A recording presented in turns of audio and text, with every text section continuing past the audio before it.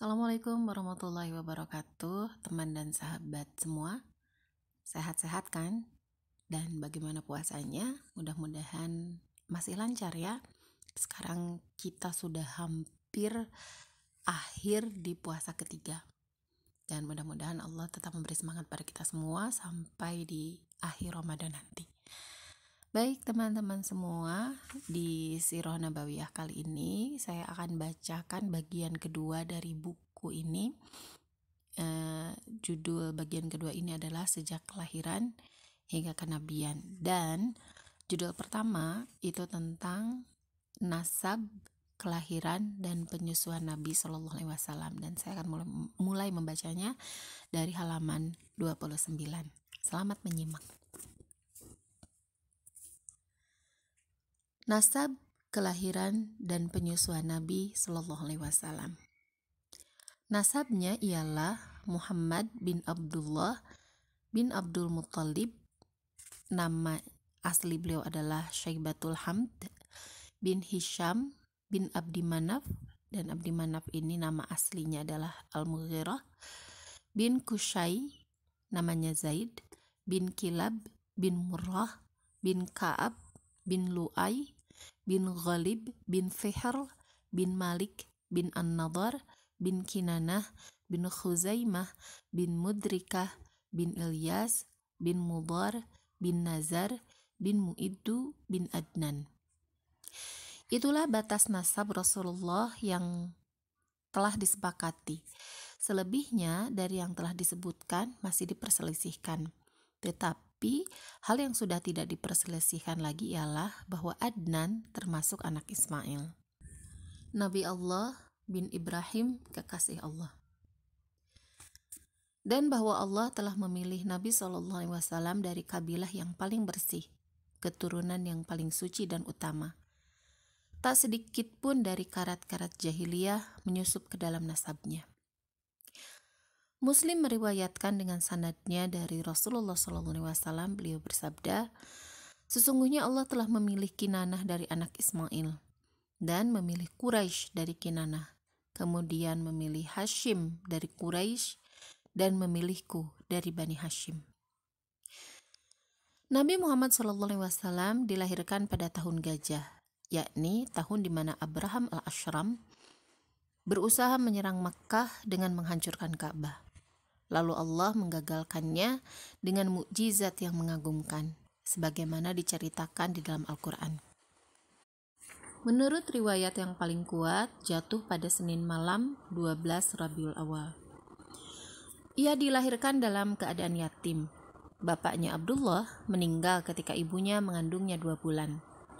Lalu ia diasuh oleh kakeknya Abdul Muttalib dan disusukannya sebagaimana tradisi Arab pada waktu itu kepada seorang wanita dari Bani Sa'ad bin Bakar bernama Halimah binti Abu Zu'aib.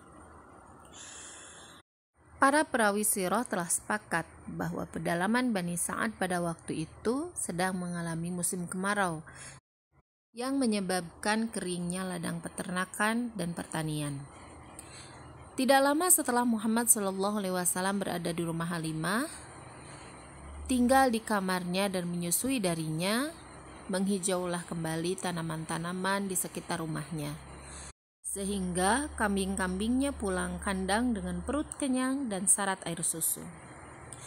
Selama keberadaan Nabi SAW di pedalaman Bani Sa'ad, terjadilah peristiwa pembelahan dada, sebagaimana diriwayatkan oleh Muslim. Kemudian ia dikembalikan kepada ibunya setelah genap berumur 5 tahun.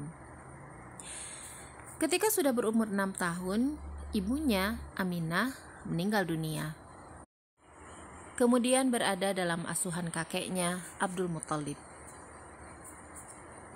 Tetapi setelah genap berusia 8 tahun, ia ditinggal mati oleh kakeknya. Setelah itu ia diasuh oleh pamannya Abu Thalib. Beberapa ibrah. Pada bagian sirah Nabi Sallallahu Alaihi Wasallam di atas dapat diambil beberapa prinsip dan pelajaran yang penting. Antara lain, 1. Di dalam nasab Nabi Sallallahu Alaihi Wasallam yang mulia terdapat beberapa dalil yang jelas bahwa Allah mengutamakan bangsa Arab dari semua manusia dan mengutamakan Quraisy dari semua kabilah yang lain. Hal ini dengan jelas dapat kita baca pula di dalam hadis yang diriwayatkan oleh Muslim.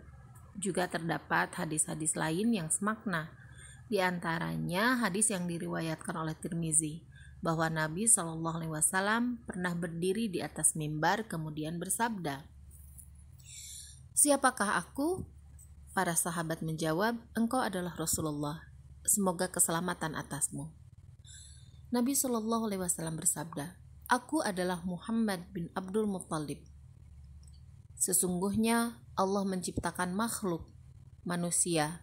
Kemudian Dia menciptakan mereka dua kelompok.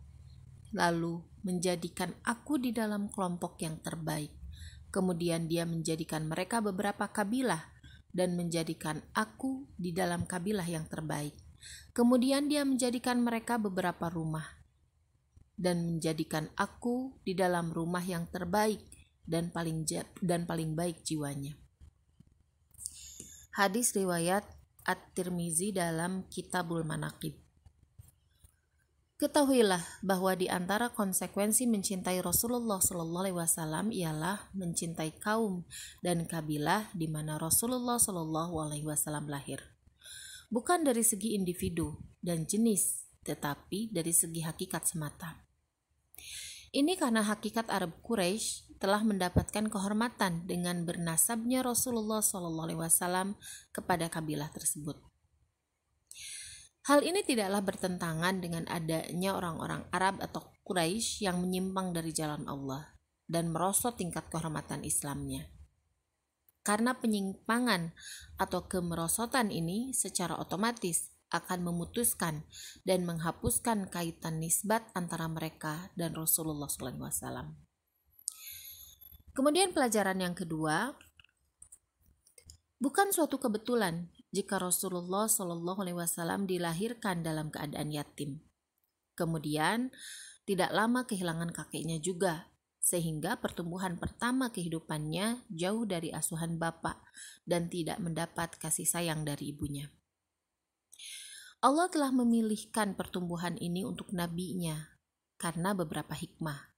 Di antaranya, agar musuh Islam tidak mendapatkan jalan untuk memasukkan keraguan ke dalam hati atau menuduh bahwa Muhammad SAW telah mereguk susu dalam tanda kutip, telah mereguk susu dakwah dan risalahnya semenjak kecil dengan bimbingan dan arahan bapak dan kakeknya. Sebab kakek Abdul Muttalib adalah seorang tokoh di antara kaumnya. Kepadanya lah tanggung jawab memberikan jamuan makan dan minum para hujjaj diserahkan. Adalah wajar bila seorang kakek atau bapak membimbing dan mengarahkan cucu atau anaknya kepada warisan yang dimilikinya. Hikmah Allah telah menghendaki agar musuh-musuh Islam tidak menemukan jalan kepada keraguan seperti itu, sehingga Rasulnya tumbuh dan berkembang jauh dari tarbiyah atau asuhan bapak, ibu, dan kakeknya. Bahkan masa kanak-kanaknya yang pertama, sesuai dengan kehendak Allah, harus dijalani di pedalaman Bani Sa'ad, jauh dari keluarganya. Ketika kakeknya meninggal, ia berpindah kepada asuhan pamannya, Abu Thalib, yang hidup sampai 3 tahun sebelum hijrah. Sampai akhir kehidupannya, pamannya tidak pernah menyatakan diri masuk Islam. Ini juga termasuk hikmah lain, agar tidak muncul tuduhan bahwa pamannya memiliki saham dalam tanda kutip di dalam dakwahnya, dan bahwa persoalannya adalah persoalan kabilah, keluarga, kepemimpinan, dan kedudukan.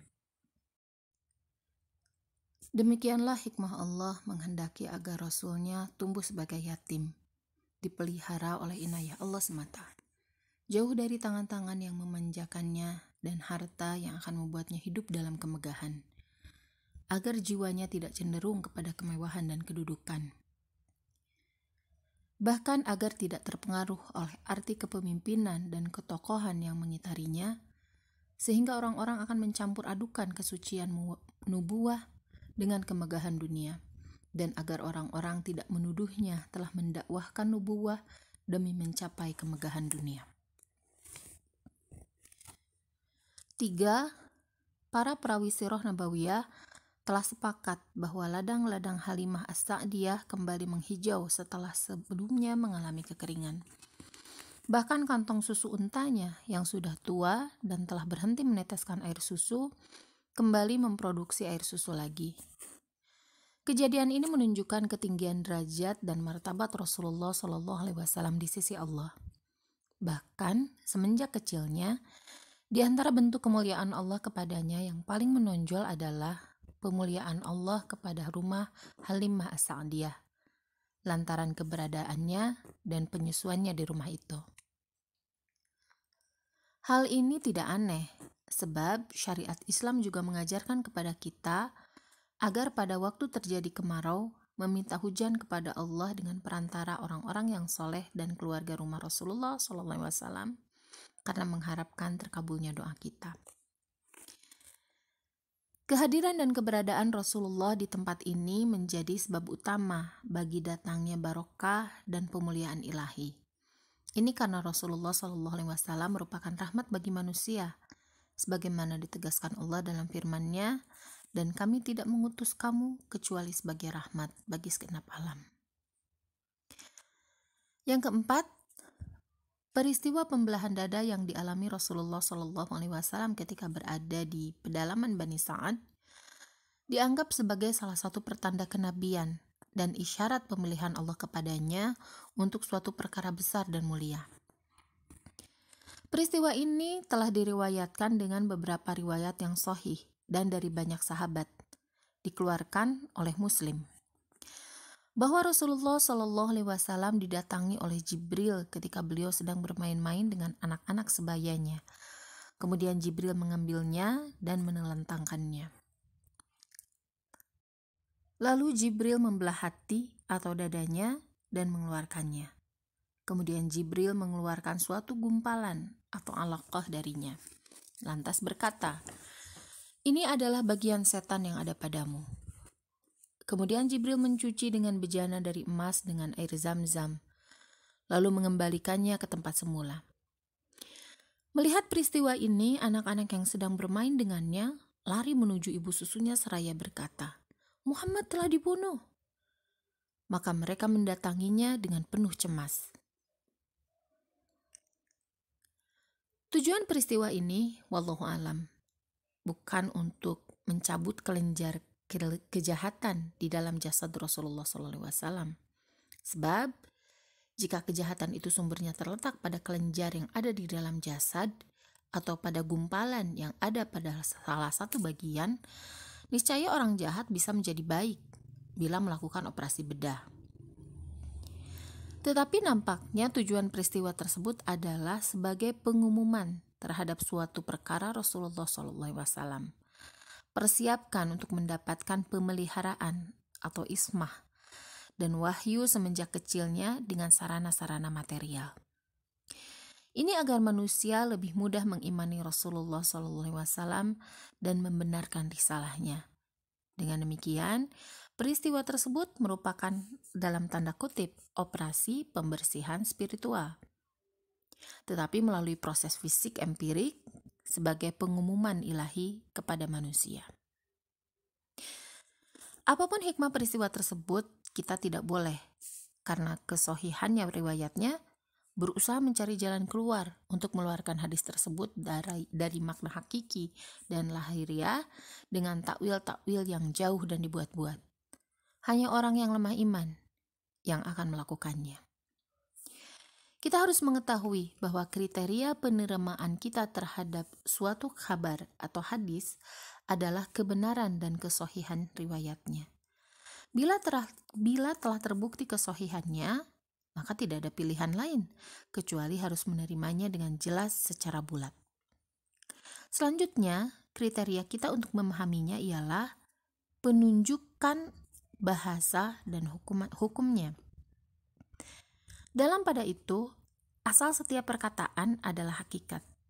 Seandainya boleh bagi setiap pembaca atau pembahas untuk memalingkan setiap perkataan dari hakikatnya kepada berbagai penunjukan di luar arti hakikat, niscaya ia akan memilih dengan seenaknya arti yang disukainya, di samping akan menghilangkan nilai bahasa dan penunjukannya.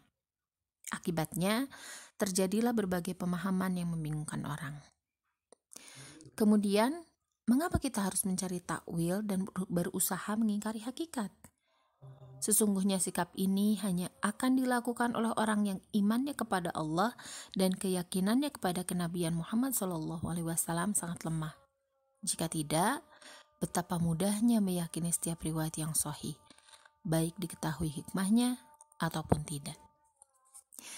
Baik, demikian pembacaan buku edisi ketiga berarti ya hari ini, bagian ketiga. Mudah-mudahan bisa memberi semangat kepada kita untuk mengambil ibrah dari kisah Rasulullah Shallallahu Alaihi Wasallam. Dan jangan lupa untuk subscribe dan like video ini, lalu boleh share juga ke teman-teman yang lain. Terima kasih sudah memperhatikan, terima kasih sudah menyimak. Wassalamualaikum warahmatullahi wabarakatuh.